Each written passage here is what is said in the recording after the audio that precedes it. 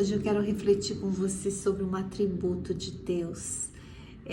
Deus tem muitos atributos, mas entre eles o apóstolo Paulo destacou um que me chama muita atenção.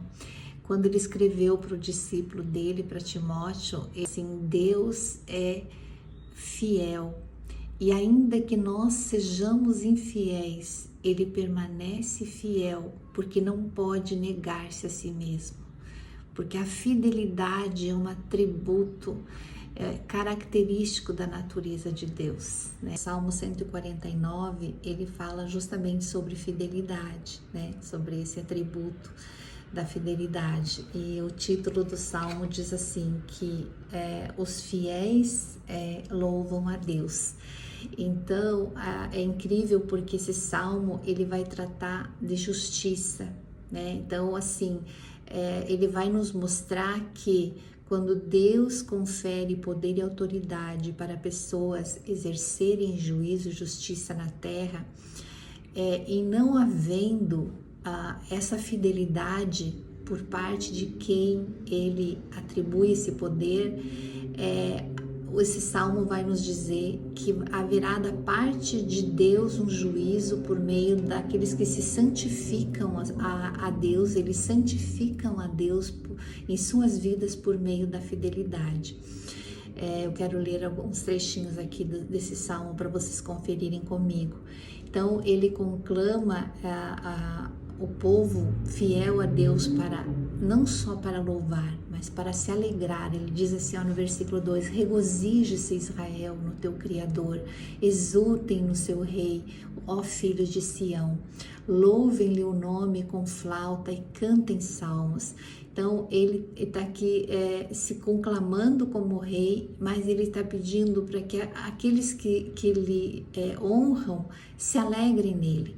Porque verdadeiramente só consegue exaltar um rei aquele que o reconhece como rei, né? E para você reconhecer uma autoridade suprema sobre você, você precisa de uma virtude chamada humildade.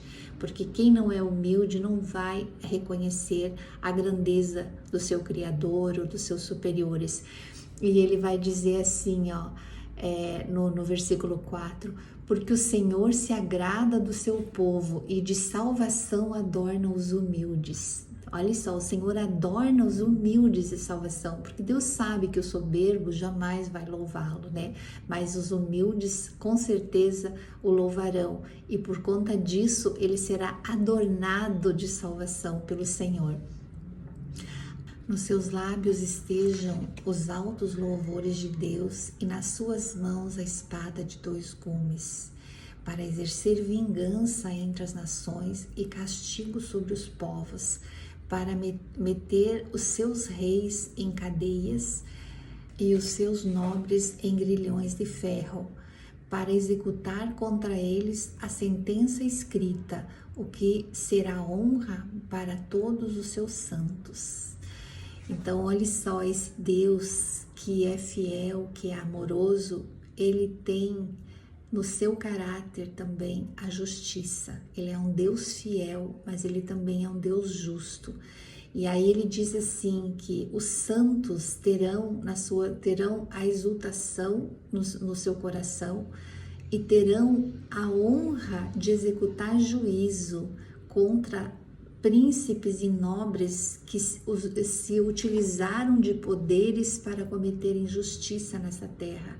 Um dia prestarão conta do poder que lhes foi conferido, e se não tiverem exercido juízo e justiça na terra, tratado com equidade, eles serão julgados pelos santos de Deus.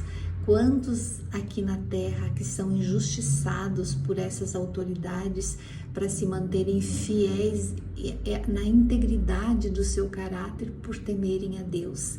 E são esses que o Salmo está dizendo aqui, que julgarão os infiéis, que se prostituíram com o poder, que fizeram uso do poder, o mau uso do poder para cometerem injustiças, né? Então é muito lindo isso, porque nessa minha jornada de salmo, né, eu vi o quanto que Deus é amor, que Deus é bondade, que Deus é misericórdia e compaixão, mas Ele é um Deus de justiça que não terá por inocente ou culpado.